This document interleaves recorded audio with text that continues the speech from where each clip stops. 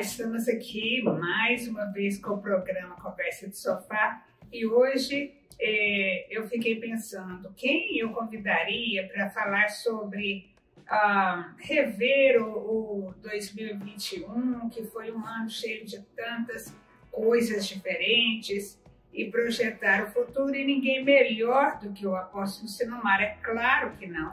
Claro que não tem ninguém melhor que ele. Por quê? Porque é ele que tem sido o nosso orientador, o nosso mentor em tudo. Então, estamos aqui com o apóstolo Sinomar para conversar sobre este assunto. Vamos então rever o 2021 e vamos projetar o 2022. Ok, estamos à disposição. Foi um ano realmente maravilhoso, foi um ano de muitas bênçãos, de muitas adversidades, mas superamos todas, né? E estamos aí realmente na expectativa de um 2022 bem melhor. Estamos aqui à disposição. Mas sobre essa avaliação do ano, já começando a conversar, você acha que esse ano ele trouxe muitos prejuízos, ou ele foi um ano e trouxe muitas lições? Como foi? Vamos já começar falando sobre isso. Não, eu não vejo prejuízos. Eu vejo assim, que toda adversidade produz uma oportunidade. Então, dificuldades nós sempre temos, sempre aconteceram. Você acha que Jesus, por exemplo, realizou o ministério fácil? Ou que Paulo, os apóstolos, realizaram o ministério fácil? Não foi fácil. Inclusive, naqueles dias, a perseguição era ferrenha. E, normalmente, aquelas pessoas associadas a Jesus morriam. Nós tivemos um ano com uma pandemia terrível, mas o que eu vejo hoje é uma superação muito grande da humanidade, principalmente da igreja, né? Mas a igreja também, em 2021, fez muita coisa, né? A igreja, aqui, por exemplo, em Goiânia, a criação da ACEP, da Associação dos Pastores e Igrejas do Estado de Goiás, foi uma bênção. Porque agora nós não temos apenas um conselho de pastores, nós temos uma associação com uma diretoria, um conselho formado de presidentes de ministérios, e nós temos 7 comissões fortíssimas. Uma dessas comissões é a comissão de mulheres, da qual você faz parte agora, né? É verdade. Mas olha, ainda sobre a pandemia que você começou a falar, você acha assim que os adolescentes, os jovens, pós-pandemia, eles se tornaram mais fortes, mais interessados, ou ao contrário? Não, para falar a verdade, eu não vejo ninguém desmotivado. Não só adolescentes e jovens, tudo, né? Porque a igreja como um todo, ela se reinventou, não é? A igreja operava muito dentro de 4 paredes, não é? Hoje a igreja saiu para fora. A igreja hoje, social, né? Não só adolescentes e jovens, mas também pessoas bem velhinhas estão operando com as redes sociais. Isso abriu o leque. Todo mundo foi aprender. Todo mundo foi aprender. E então, eu estava dizendo para o Anderson agora há pouco que o diabo sempre marca gol contra. Porque se foi um ataque do inferno, funcionou o contrário. Porque a igreja reanimou-se, a igreja se viu diante de uma nova perspectiva, a igreja se agigantou. Há muitas igrejas, inclusive, eu diria, igrejas com melhor visão, melhor planejamento, cresceram muito dentro da pandemia, não é? Isso é incrível. Então, de uma forma ou de outra, a igreja jamais será derrotada, a igreja jamais será vencida, e a grande promessa para nós é que as portas do inferno não vão resistir à igreja. Mas nós tivemos muitas perdas também. Muitos pastores e também membros de igreja vieram a falecer com a pandemia. E você tem algum comentário a fazer a esse respeito? Não é? Até a gente passou a ver. Sabe como que eu vejo isso? Eu vejo da seguinte forma. Nós passamos por um momento de guerra. E em momentos de guerra, há perdas dos dois lados. Verdade. É uma ilusão pensar que só um lado vai perder. Então, nós perdemos, na nossa visão, pessoas importantes, porém, pela perspectiva divina, esses irmãos foram promovidos ao céu. Entendeu? É ruim para nós que ficamos aqui e inclusive, todos nós, dentro da pandemia, aprendemos a ser mais prudentes e mais previdentes também. Ah, tá. E nessa prudência, o que você fala da vacina? Já vamos aproveitar aí da prudência e vamos falar da vacina, né? Eu, por exemplo, se eu não fosse presidente de um grande ministério e a repercussão de tudo aquilo que eu faço hoje é muito significativa. Eu não era muito aberto para tomar a vacina, não é? E depois de ouvir muitos especialistas, porém, a Bíblia diz, se beberem alguma coisa mortífera, não lhes fará mal algum. Se comerem alguma coisa mortífera, não lhes fará mal algum. Então, o que eu fiz? Eu oro na vacina e tomo a vacina. E você também tomou, nós não tivemos sintoma nenhum. É verdade. Por quê? Porque a vacina estava abençoada. Então, eu acho que todos devem tomar a vacina, mas obedecendo esta direção. Ore, santifique a vacina e tome a vacina. Nós tivemos a Covid, mas os sintomas foram bem fraquinhos porque tínhamos tomado a vacina, né? Eu acho que o ponto é mais positivo do que negativo. Então eu acho que é importante sim tomar a vacina, mas não deixe de orar antes na vacina, porque ela vai lhe fazer muito bem. E eu sei que há muita gente importante hoje, inclusive grandes atores, grandes personalidades combatendo a vacina. Eu analisei, ponderei, pensei, porque se eu não tomo a vacina, eu não teria condições nem de viajar. E nós viajamos muito, eu e a Noemi, viajamos muito pelo Brasil e vamos viajar agora em 2022 muito para o exterior, para visitar as nossas igrejas, não é? Devemos ir em outros países e nós precisamos da vacina. Então, eu acho que a melhor opção é vacinar, resolver esse problema e confiar na proteção de Deus. Mas, Sinomar, você está falando que nós vamos viajar. Sim. Mas estou falando aí de uma segunda onda, de uma nova onda, de um novo vírus, aí, uma variação. E andam falando muito disso. Será que vai vir uma nova onda? Será que nós vamos conseguir viajar mesmo? E o que você acha?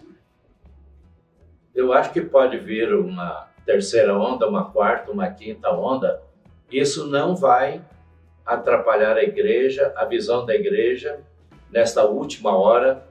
E a igreja não deve viver dentro de parâmetros de medo. Entendeu? A igreja não deve ter medo de nada.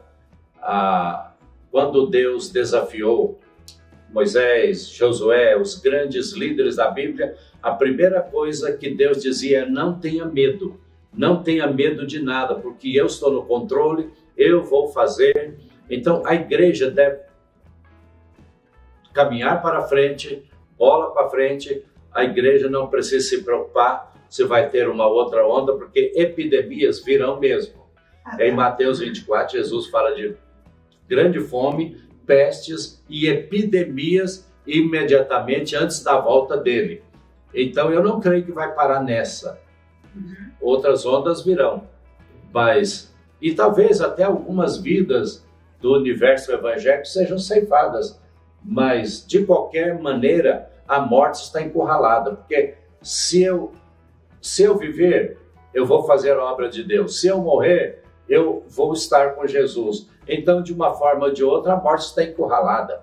e não tem possibilidade nenhuma de ter vitória contra nós. Então você crê que essa epidemia e outras que podem vir já são sinais, é algo meio que apocalíptico? Claro, já é sim.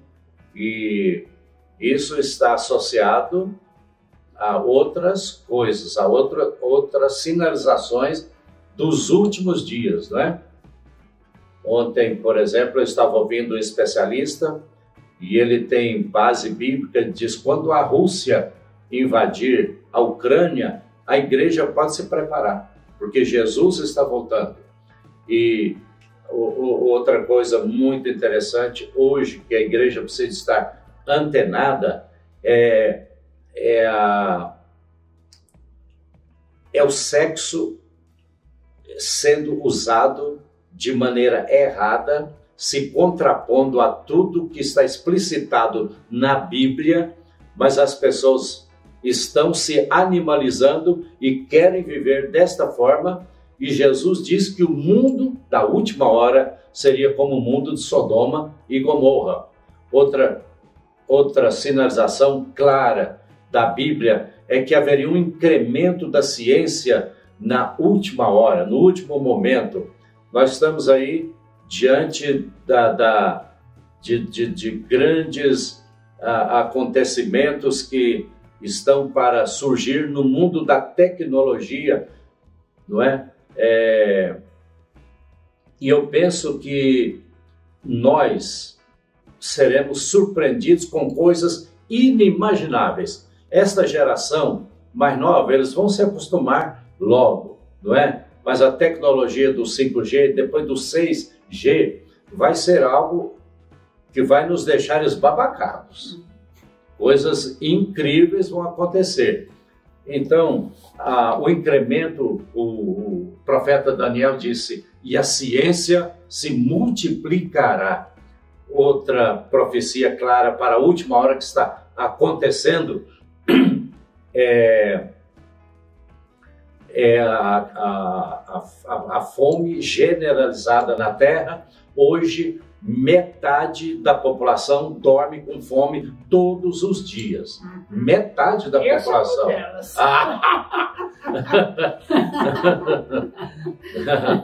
Eu estou evitando comer à noite. Ai, mas que fome! É mais um... Você está no jejum intermitente, esse jejum é muito bom. Porque você come 8 horas e deixa de comer 16 horas.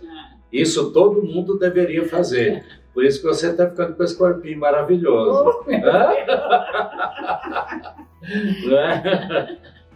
Eu também já estou para entrar nesse tipo de dieta também. Não é? Mas há muitas profecias que apontam para o fim.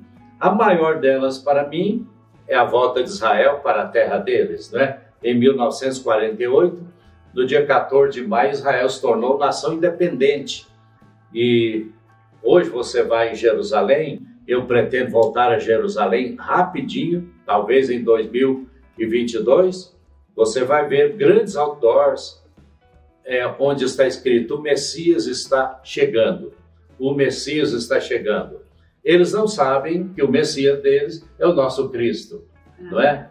Então, existe essa expectativa em Israel hoje, por parte dos rabinos, de que o período de Deus voltar a tratar com Israel é agora. Chegou a hora, não é? A Bíblia diz em Tiago também que no último momento nós só teríamos 2 classes de pessoas na terra. Uma muito rica e outra muito pobre. Por isso que ele diz, chorai, ó ricos, as vossas riquezas, porque tesouros acumulaste nos últimos dias.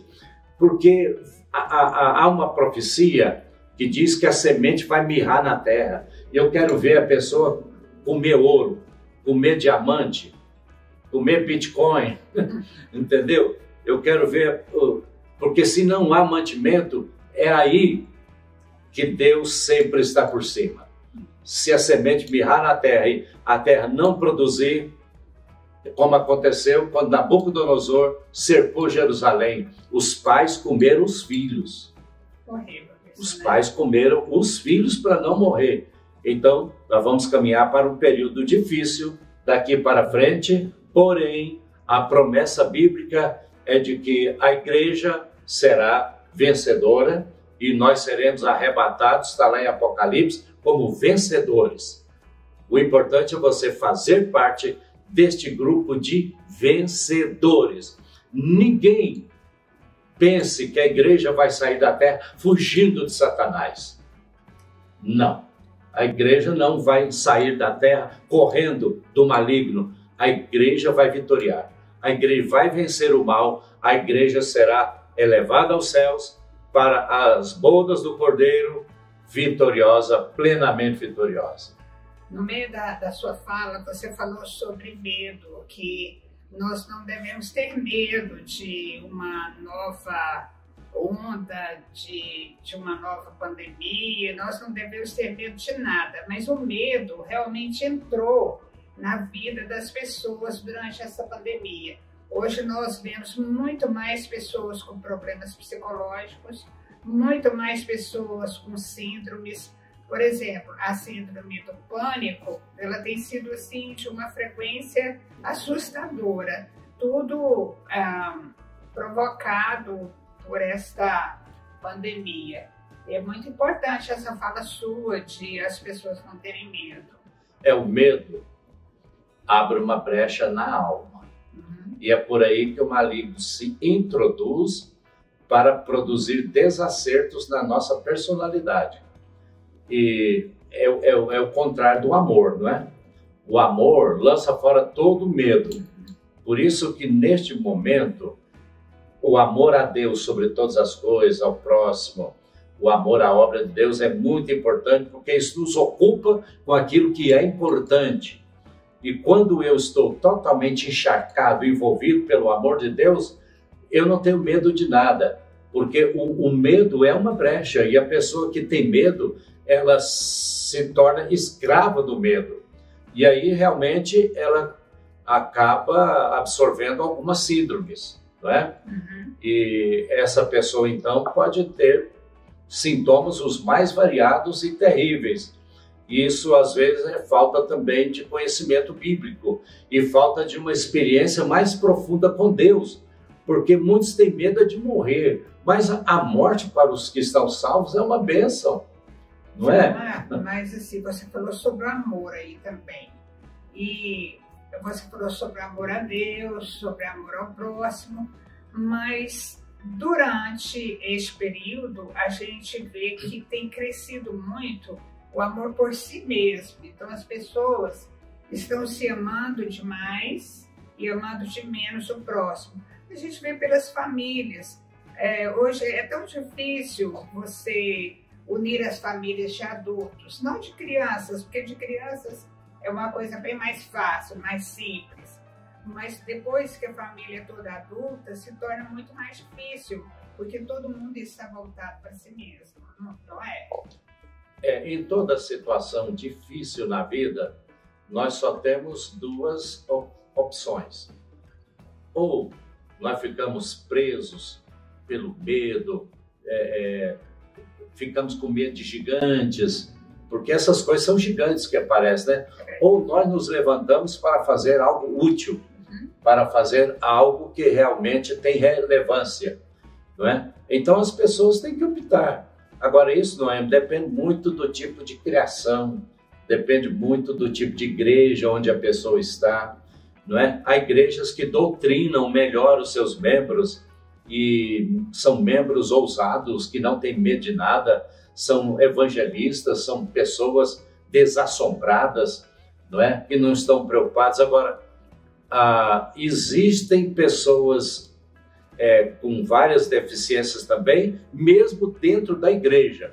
Aí a igreja precisa ajudar essas pessoas com o seu grupo de psicólogos, até psiquiatras, não é? Para estender a mão e ajudar, porque muitas vezes a pessoa vem para a igreja, ela teve uma formação errada, e até essa pessoa estar 100% sarada, isso leva um tempo. E nesse período, a igreja precisa entrar para acudir esses necessitados. A igreja até pouco tempo, falava em obra social na igreja, a obra social, às vezes, estava muito pequena, presa só na cesta básica para os irmãos mais necessitados, né? Mas a pandemia, ela trouxe uma mudança. A obra social é muito mais abrangente, muito né? Mais. Porque ela cuida da alma, do corpo e do espírito. E hoje, você falou assim sobre a necessidade de psicólogos para acompanhar as pessoas. E isso também pode fazer parte da obra social da igreja. Sim, não é? Lógico, lógico. Porque é caro pagar um psicólogo, pagar um psiquiatra, é caro. E eu digo para você que está vendo este programa que funciona. São profissionais, são bem preparados e eles estão devidamente equipados para te ajudar. Procure ajuda, procure alguém, porque a nossa alma ela é muito complicada, as nossas emoções se abalam com facilidade. Então é importante nós termos esse socorro, essa mão amiga estendida para nos ajudar e nos ajudar a refazer, não é? A nossa caminhada de ousadia, de coragem. Mas se você, por exemplo, não existe aqui nenhuma acusação, se você ainda tem medo, está preocupado com o vírus, com a pandemia, procure se tratar, porque Deus ele precisa de um povo corajoso, porque nós temos uma empreitada pela frente nesta última hora, e o desafio de Deus para nós é ganhar 1 bilhão de almas. E nós vamos conseguir. Então Deus precisa de pessoas 100% saradas. Falando sobre essa carência que as pessoas estão tendo de ajuda para suas emoções, por causa do medo, das síndromes que vieram no tempo da pandemia, o que as igrejas podem fazer para ajudar essas pessoas? Toda igreja, o que você sugere? Acho que todo pastor deveria chamar os seus profissionais, os seus psicólogos, psiquiatras, pessoas da área, não é? Porque há muitos conselheiros, muitos médicos que podem ajudar as pessoas nesta hora. E se houver um trabalho generalizado das igrejas, nós podemos ajudar milhares e milhares de pessoas gratuitamente, sem cobrar nada, porque é o papel da igreja ajudar pessoas. Está muito claro na Bíblia que o grande ministério da igreja é o ministério da cooperação, da ajuda. Jesus mesmo, ele disse, eu não vim para ser servido, eu vim para servir. E a igreja, toda a igreja evangélica precisa aprender a servir a sua comunidade. E eu falo isso porque nós não vamos ajudar só crentes. Nós temos que ajudar todos aqueles que precisarem de socorro e de ajuda. É verdade, não são muitas viúvas, não sei por quê. Os homens morrem mais do que as mulheres, parece. Eu não entendo muito, mas as viúvas, a Bíblia recomenda muita ajuda para as viúvas. Não deve ser porque eu brinquei assim que os homens morrem mais que as mulheres. Não deve ser por isso. É porque os homens, desde os tempos bíblicos, tinham mais condição de ir à luta para o ganho, né? Mas hoje ainda, às vezes acontece de muitas pastoras ficaram viúvas e tiveram que assumir a igreja. Muitas irmãs ficaram viúvas e às vezes dependiam do salário do marido e precisam também ser observadas. É lógico, no Velho Testamento morria muito mais homens, porque os homens iam para a guerra, não é? Você vê, por exemplo, num confronto com o inimigo, o anjo do Senhor matou 180 mil soldados do lado inimigo. Foram 180 mil viúvas novas, não é? Então morria 20 mil, 30 mil, aquelas... Você vê o tanto de viúva que tem no Velho Testamento, né? Aquele tempo era um tempo de tanta guerra que a estatística só contava os homens, não contava as mulheres, porque tinha que ter valor para a guerra. né? o homem nasceu para a guerra, né? É. E há um versículo no Salmo que diz que a guerra está no coração do homem. Não é? Às vezes é difícil para uma mulher entender isso. Não sei porque que meu marido vive brigando, mas isso é natural do homem. Ele nasceu assim, o homem é questionador, quer resolver o problema, quer proteger a família. E nesse amontoado de coisas, às vezes o homem se expõe mais à morte, né? E morre mais. Mas você tem razão. E quem fala para ajudar a viúva e o órfão é o próprio Deus. E isso em muitos lugares da Bíblia. A igreja de Deus precisa estar antenada e observar realmente quais são as viúvas da sua comunidade local, os órfãos, e a igreja precisa entrar em cena para ajudar, para abençoar, para socorrer e dar uma solução, não é? Vilmar, Para que a vida dessas pessoas continue. eu vou te contar uma coisa que eu acho que eu nunca comentei com você. Porque eu fui Nunca viúva, comentou, né? e vai comentar o ar agora? Ao vivo, assim. Ao vivo? Eu fui viúva, né, durante 9 anos e meio. E eu nunca tive nenhum tratamento especial, assim, por ser viúva. Pelo contrário, as pessoas esperavam muito de mim. Uma vez eu saí para jantar com um casal de pastores. E eu fiquei pensando assim, e agora? Eu pago ou será que eles vão pagar, né? Porque, afinal de contas, eu pensei, Você era eles vão viúva. levar em consideração. Você acredita que aquele homem nem se ofereceu para pagar? Eu paguei a conta de todo mundo. Agora, Agora, assim, há uma viúvas e cultura. viúvas. Não, mas é uma cultura errada. Eu sei, mas você era uma viúva com curso superior, com mestrado, não é? mas- Com muito preparo. Tinha Não, mas um grande espaço de atuação. Eles certamente acharam que você era uma viúva riquinha. a viúva paga, né?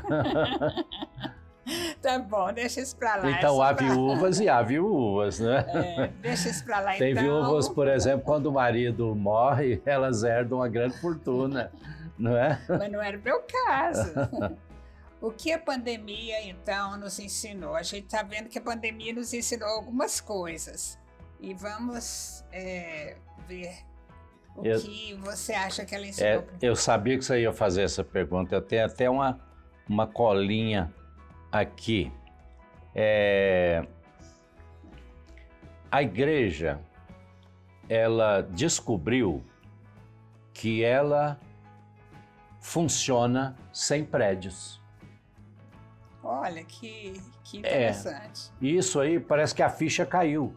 A igreja não depende de prédios para existir. Isso aí foi realmente E uma foi descoberta, uma né? lição da pandemia. Nós aprendemos também que pessoas valem mais do que templos. De repente, a igreja se despertou para ajudar uns aos outros. O que nós estávamos conversando foi tudo aprendizagem da pandemia. Tudo aprendizado da pandemia, não é? E as pessoas passaram a ser mais valorizadas, mais amadas, não é?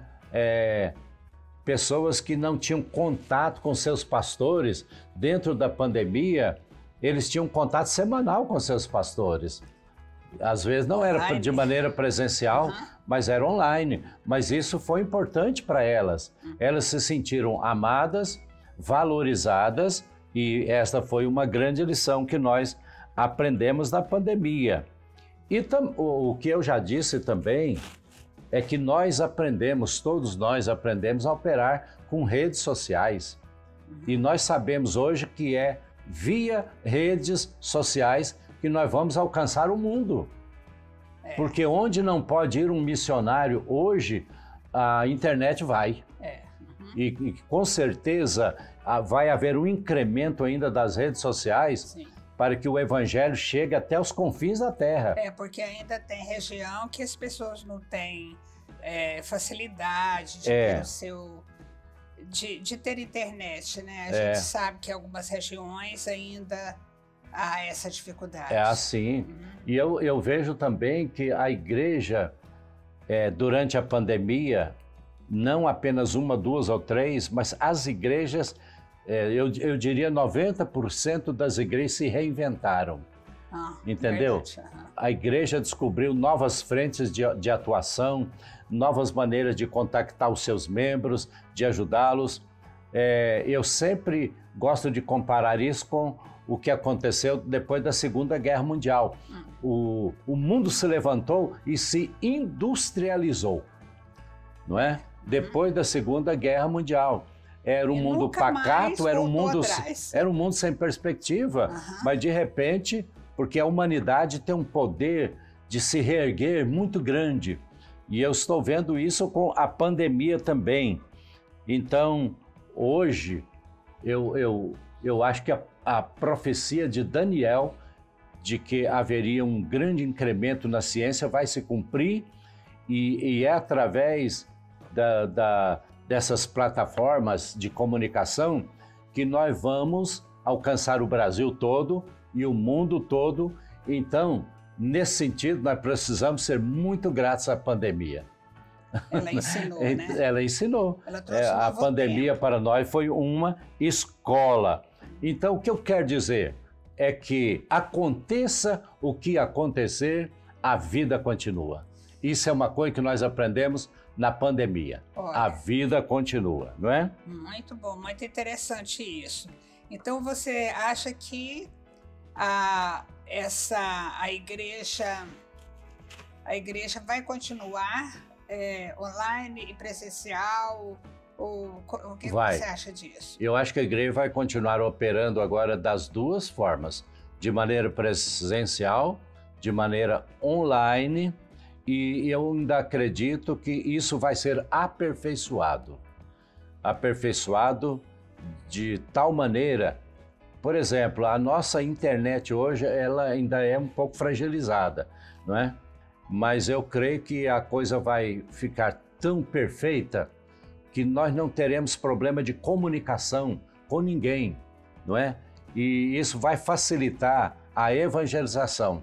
Nós devemos começar em Goiânia, por exemplo, um projeto através das redes sociais em 2022, possivelmente no mês de junho, quando todos os crentes da cidade serão desafiados a alcançar pelo menos 4 pessoas não evangelizadas durante o ano todo, com a finalidade de ganhá-las.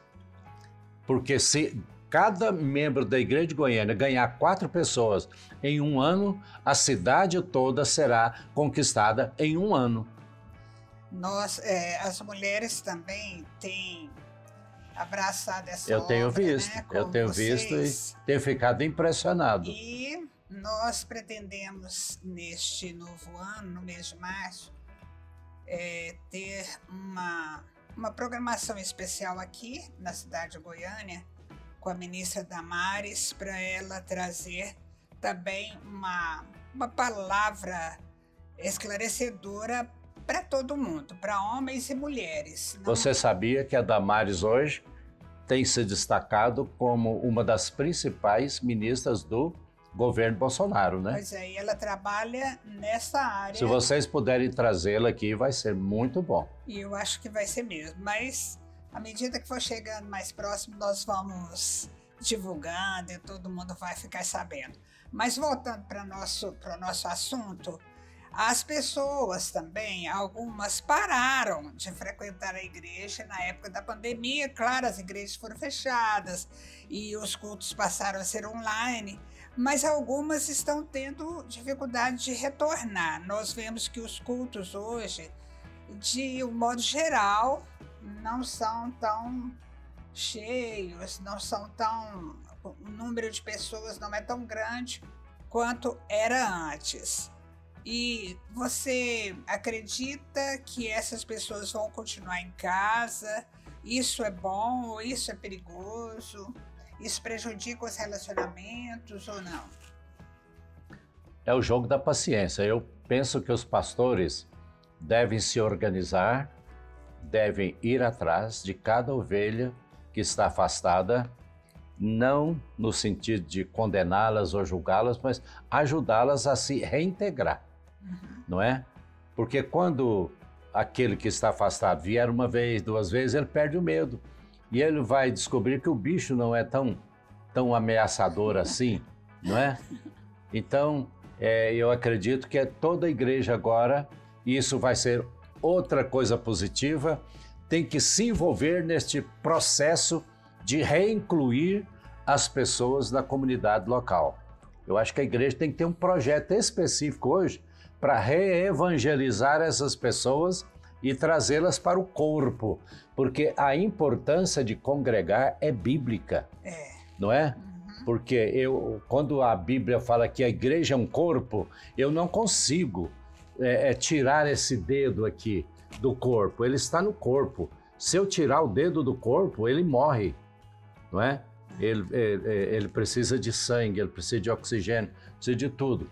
Então, ninguém consegue sobreviver fora do corpo. Então, é importante congregar, estarmos juntos, mas nesse período em que essas pessoas que estão fora ficaram fragilizadas e enfraquecidas, é dever da igreja socorrê-las, ir atrás, buscá-las e reintegrá-las. Porque as pessoas sentem falta do relacionamento. Sente. O relacionamento, o toque é importante, verdade. O abraço. Alguém disse que um ser humano, para ser absolutamente saudável, precisa de 9 abraços por dia. Eu achei um pouco exagerado, mas o cara é especialista. Eu gosto de abraçar e eu acho que eu não teria problema. Isso, tranquilamente, Eu não teria esse problema, né? Mas há pessoas que têm dificuldades, né? Tem dificuldades com o abraço e tudo. Eu não tenho esse problema. Quando uma pessoa vem para o meu lado, eu já abro os braços. É verdade. Então, você acha que as pessoas vão continuar se adequando nessa era tecnológica e que essa era veio para ficar? Ah, com certeza. E outra coisa, tudo aquilo que nós temos hoje é apenas o preâmbulo, o início de algo grande que está para chegar, sim, não é?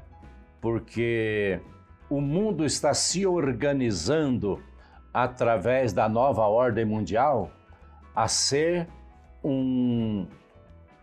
uma grande nação universal. Essa fragmentação em países, isso vai acabar. Existe uma nova proposta que será dirigida pelo anticristo, não é? De uma só moeda, um só exército, o pior de tudo, uma só religião, entendeu? Uma só religião. É bem possível que antes disso se materializar, Deus tire a igreja da terra, porque é sobre esse poder que se julga o maior poder do planeta, é que virá o juízo de Deus. O juízo de Deus não é para a igreja, não é? Nunca foi. Na época de Noé não foi, na época de Enoque não foi, em nenhum período da história, na época dos faraós, né? O povo de Deus no Egito não foi atingido, não é? Na época de Sodoma e Gomorra, aqueles que eram fiéis foram tirados. Então eu creio também que antes do grande juízo de Deus sobre o planeta, a igreja também será tirada. Alguém comenta, mas tudo indica, está caminhando para que a igreja passe pela grande tribulação também. Mas isso fere demais a Bíblia. Fere demais a Bíblia, por quê? Porque o período da igreja aparece no capítulo 2 e 3 de Apocalipse, depois a igreja desaparece. A igreja só aparece de novo em Apocalipse 19, no céu. Se Jesus vem para encontrar com a sua igreja, o casamento, as bodas do Cordeiro, teria que ser na terra, porque a Bíblia não fala que ele pega a igreja, leva para o céu para casar lá, para depois voltar de novo. Não, as bodas do Cordeiro é lá. E quando o casamento se efetivar, Jesus já volta com a igreja para iniciar o reino milenial. Eu gosto muito, sabe, de ouvir você dando essas explicações, porque a gente entende muito quando você fala. Essa comparação que você fez aí, que Deus não vai não vai deixar tudo acontecer com o povo dele aqui na Terra, como aconteceu em outras ocasiões. Foi muito bom esse equilíbrio que você colocou aí, citando as partes, as histórias da Bíblia. Noemi, a tribulação que virá em cima do anticristo. E o anticristo, ele é anti-Deus. E ele vai fazer de tudo para prejudicar a igreja. A igreja e Cristo são um só corpo. Se a igreja ficasse debaixo do tacão do anticristo, Jesus também estaria debaixo da perseguição do anticristo. Não tem como separar a igreja de Cristo, entendeu? Então, por isso que a igreja tem que sair de cena para que o anticristo opere. Está lá em 1 Tessalonicenses capítulo 2. Aquele que o impede será removido. Muito entendeu? Bom. Agora, voltando para a pandemia, os bebês que nasceram na época da pandemia, a gente vê que a maioria dos bebês, é claro que não todos, porque tem uns que já têm uma natureza assim, muito diferente, mas de uma forma geral, os bebês são antissociais. Eles não são aqueles bebês que vão no braço de todo mundo. Eles acostumaram só com a mamãe, com o papai, quando muito com os vovô, vovó, mas ele é um bebê antissocial. Agora, o que você orienta para os pais, porque esse bebê precisa ser sociabilizado?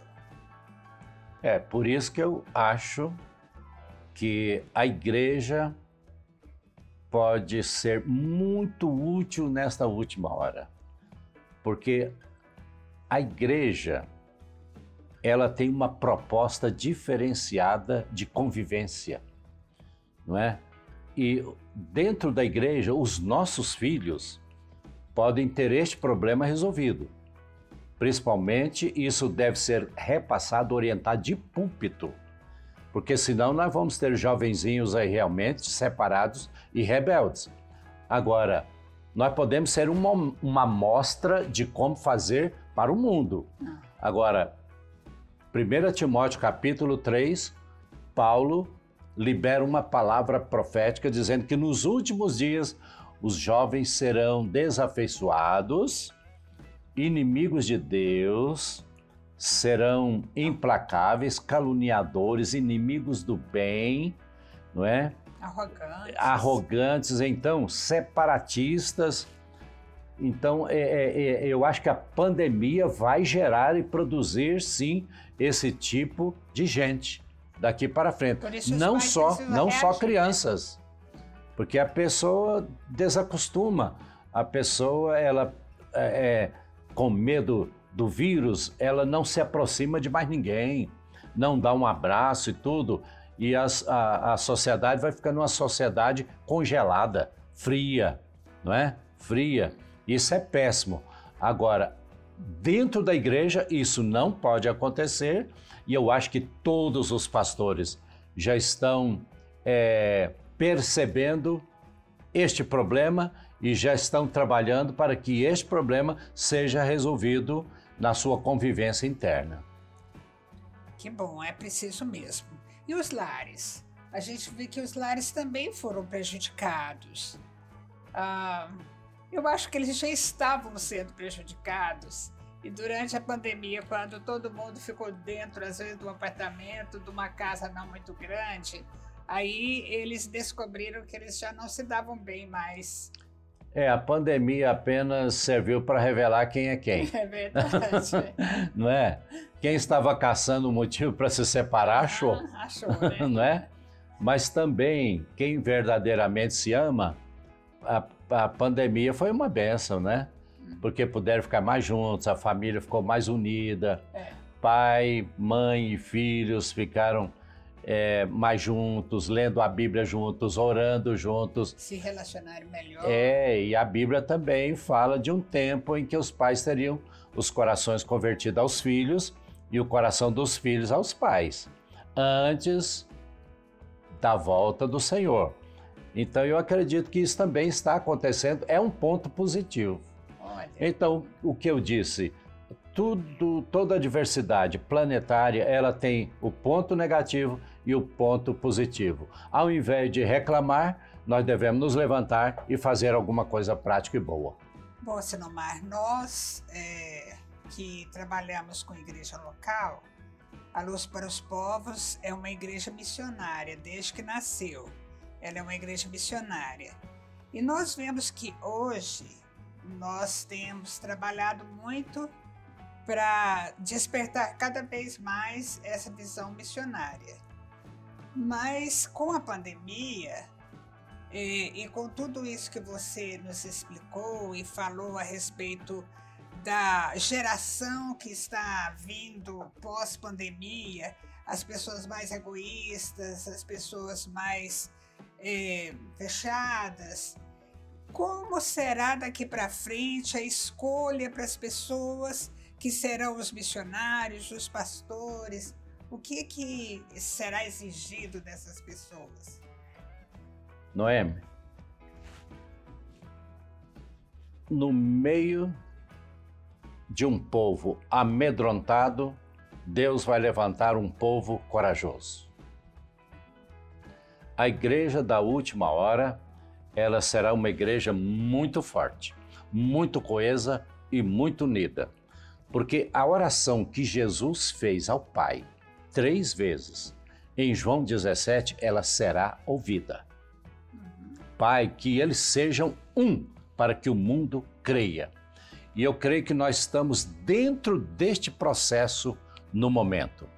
Há 3 anos atrás, o que nós fizemos em Goiânia, de alcançar 500 mil pessoas num só dia, isso envolveu 52 denominações. Isso é um sonho. Isso aí realmente é milagroso. É milagroso. Inclusive, ontem nós tivemos aqui na igreja o prefeito da cidade. E eles hoje, a Igreja Universal, tem um projeto de unidade para a igreja no Brasil. Eu disse para o prefeito, isso é um sonho. A Igreja Universal querer se unir conosco para um projeto de conquista é um milagre de Deus, não é? E Deus faz milagres. Eu creio, então, que algo inusitado, glorioso vai acontecer. Agora, quem vai fazer parte da conquista da cidade, do estado, de uma nação e do planeta nesta última hora? Eu quero só citar rapidamente, se você me permite, se você quiser citar alguma coisa também do Ministério Luz para os Povos, fique à vontade. Fique livre. A Luz para os Povos, ela existe hoje para ajudar outros ministérios. Sim. Entendeu? A Luz para os Povos existe para servir a comunidade evangélica como um todo, não é? Por isso que a Luz para os Povos deve ser uma amostra de fé, de obediência, de unidade, de compromisso, de santidade e também de planejamento, de saber planejar, mas sobretudo uma comunidade que opera dentro de parâmetros de amor. E eu vou começar de trás para frente, porque sem amor não dá para fazer nada mais. Não. Paulo, quando escreveu aos Coríntios, ele diz que uma pessoa pode fazer as obras sociais mais incríveis ao ponto de queimar o próprio corpo, dar todos os bens para os pobres. Mas se essa motivação não for o amor, nada disso valerá. Ele disse. Isso é pesado, isso é incrível. Porque hoje nós temos gente muito ativista nas igrejas, gente que faz coisas incríveis, mas é preciso sondar o coração para ver se o que está impulsionando a pessoa a fazer tudo isso, se é algum interesse pessoal, se é por um outro motivo, ou se é realmente por amor. Porque Deus é amor, não é? E demonstrou para nós que Ele é amor, porque Ele se deu pela humanidade toda, perdoou a humanidade toda, uma humanidade rebelde, má e perversa. Mas Ele decidiu humanizar-se, subir naquela cruz, incluir a humanidade nele e Ele morrer e anular o poder do pecado sobre nós. Então, a lei do pecado e da morte já foi vencida através de uma outra lei, que é a lei do Espírito e de vida. Eu ilustro isso para você da seguinte forma. Um avião, ele só decola e sobe porque ele está debaixo de uma outra lei, a lei da propulsão. Então, essa lei quebra a lei da gravidade. Isso também aconteceu conosco hoje. Hoje nós podemos ser plenamente vitoriosos contra o pecado, contra todo o mal, porque há uma lei dentro de nós, ditada pelo Espírito Santo, que habita hoje dentro de nós. Por isso, todos hoje podem viver em vitória. Toda pessoa pode ser vitoriosa.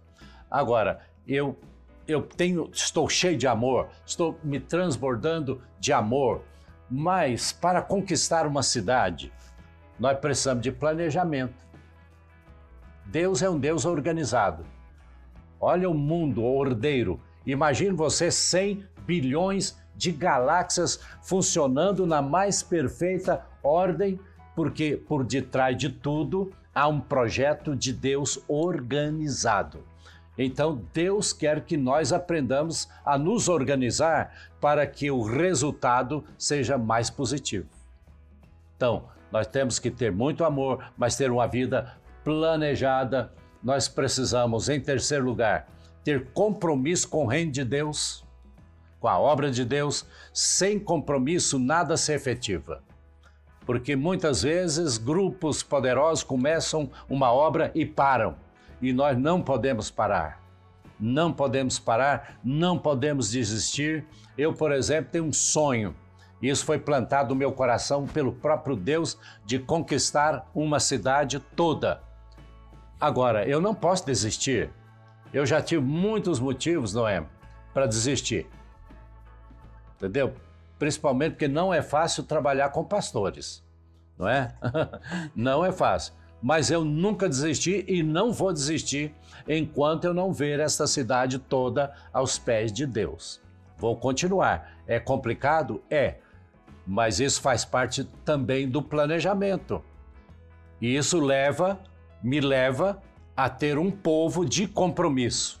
E eu prego isso o tempo todo, a minha vida toda, porque é a mensagem que Deus me deu para pregar. Conquista de cidades. E isso só é possível também através de uma outra coisa chave, a unidade da igreja. Se não houver unidade, nós podemos até um dia conquistar uma cidade daqui 100, 200 anos. Mas pela unidade nós podemos ganhar Goiânia em 3, 4 anos. 3, 4 anos.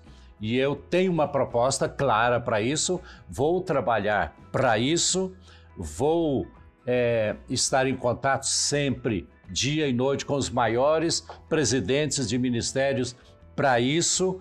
E eu digo para você que quem viver, verá esta cidade conquistada. Agora, o que vai consolidar tudo isso? Obediência. Obediência à palavra de Deus. Todos aqueles que foram rejeitados por Deus, inclusive o rei Saul, foi rejeitado por desobediência. E a obediência, ela sempre é 100%.